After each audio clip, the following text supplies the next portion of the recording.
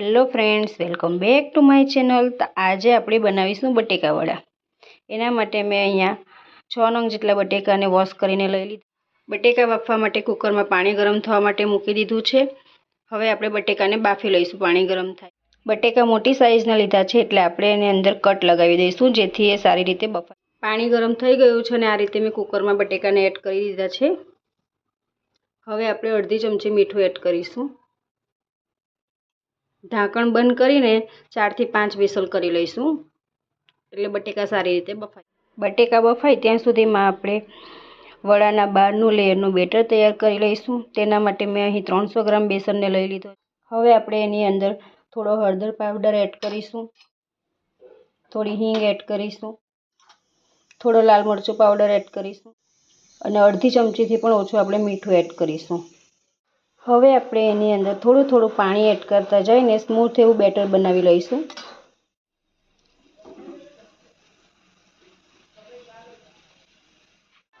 તો ફ્રેન્ડ્સ, આપણું બેટર બનીને તૈયાર થઈ ગયું છે।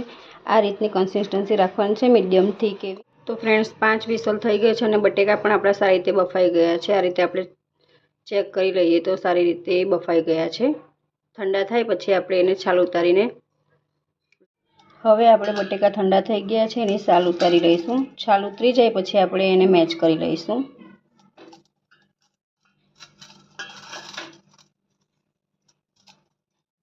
તો મેં હવે બધા બટેકાની છાલ ઉતારીને એક વાસણમાં લઈ લીધા છે। હવે આપણે એને સારી રીતે મેચ કરી લઈશું મેચરની મદદથી।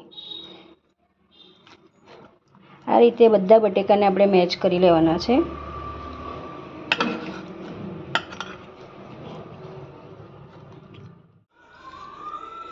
તો મેં બટેકાને સારી રીતે મેચ કરી લીધા છે।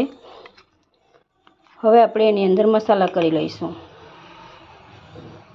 બટાકા સારી રીતે મેચ થઈ ગયા છે। હવે આપણે એની અંદર મસાલા કરી લઈશું।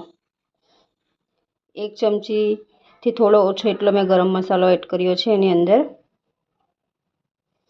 1 ચમચી ધાણા જીરું પાવડર એડ કરીશું, થોડી વરિયાળી એડ કરીશું। વરિયાળીનો સ્વાદ બટેકા વડામાં ખૂબ જ સરસ લાગે છે। થોડા તલ એડ કરીશું વ્હાઈટ, થોડી ખાંડ એડ કરીશું। આપણા ગુજરાતી બટેકા વડા ખાટા મીઠા અને તીખા હોય છે। 1 ચમચી લીંબુનો રસ એડ કરીશું, સ્વાદ અનુસાર મીઠું એડ કરીશું। 1 મોટી ચમચી આદુ મરચાં અને લસણની પેસ્ટ એડ કરીશું। મસાલાનું પ્રમાણ થોડું આમાં વધારે હોય છે। થોડા લીલા ધાણા એડ કરીશું। હવે બધું આપણે સારી રીતે એને મિક્સ કરી લઈશું। હવે આપણે બટેકાનો વઘાર કરીશું। એના માટે મેં વઘારિયામાં થોડું તેલ ગરમ થવા માટે મૂકી દીધું। તેલ ગરમ થઈ ગયું છે। હવે આપણે અડધી ચમચીથી પણ ઓછી એની અંદર રાઈ એડ કરીશું। હવે આપણે એની અંદર થોડી હિંગ એડ કરીશું, થોડા મીઠા લીમડાના કરીશું અને થોડી હળદર એડ કરીશું। હવે વઘારને આપણે આની અંદર એડ કરી દઈશું બટેકાની અંદર। વઘાર થઈ ગયો છે। હવે આપણે આ બધા મસાલાને સારી રીતે મિક્સ કરી લઈશું। આ રીતે હાથેથી મિક્સ કરવો જેથી એ સારી રીતે મિક્સ થાય।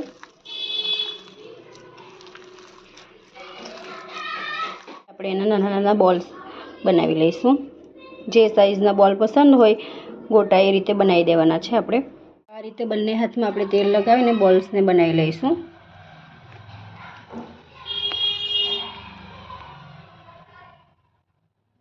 આ રીતે આપણે બોલ્સને બનાવી લેવાના છે।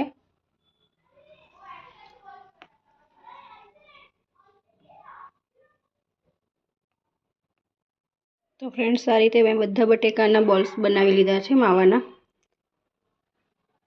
હવે આપણે એને ફ્રાય કરી લઈશું તેલમાં। વડાને તળવા માટે મેં કઢાઈમાં તેલ ગરમ થવા માટે મૂકી દીધું છે। બેટરની અંદર આપણે થોડું ગરમ તેલ એડ કરીશું। તેલ એડ કરીને એની અંદર આપણે થોડો બેકિંગ સોડા એડ કરીશું। હવે આપણે એને સારી રીતે મિક્સ કરી લઈશું। તેલની અંદર બેકિંગ સોડા એડ કર્યા પછી આ રીતે આપણે સારી રીતે એને મિક્સ કરી લઈશું। તેલ થઈ ગયું છે કે નહીં એ ચેક કરવા માટે આપણે 1-2 ડ્રોપ નાખીશું। જો એકદમ આસાનીથી ઉપર આવી જાય છે લોટ એટલે આપણું તેલ સારી રીતે થાય। હવે આપણે બોલ્સને એક એક કરતાં ઉમેરતા જઈશું અને આ રીતે સારી રીતે કોટિંગ કરી લઈશું.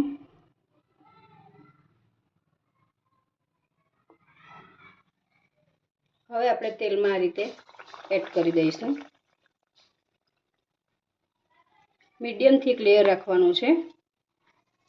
આ રીતે આપણે બધા વડાને તળી લઈશું.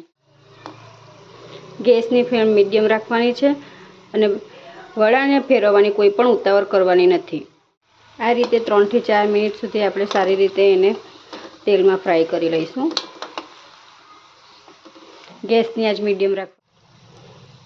આ રીતે બંને સાઈડ પલટાવતા જઈને આપણે વડાને તળી લઈશું. એક વખત વડા તળાતા 3 થી 4 મિનિટનો સમય લાગે છે.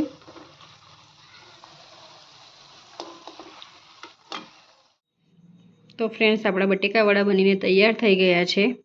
તમે જોઈ શકો છો. આ વડાને તમે ધાણાની લીલી ચટણી યા સોસ સાથે ખાઈ શકો છો. આજની અમારી રેસીપી તમને ગમી હોય તો please like, share and subscribe. Bye. Thank you for watching. ફરી મળીશું એક નવા વિડીયો સાથે.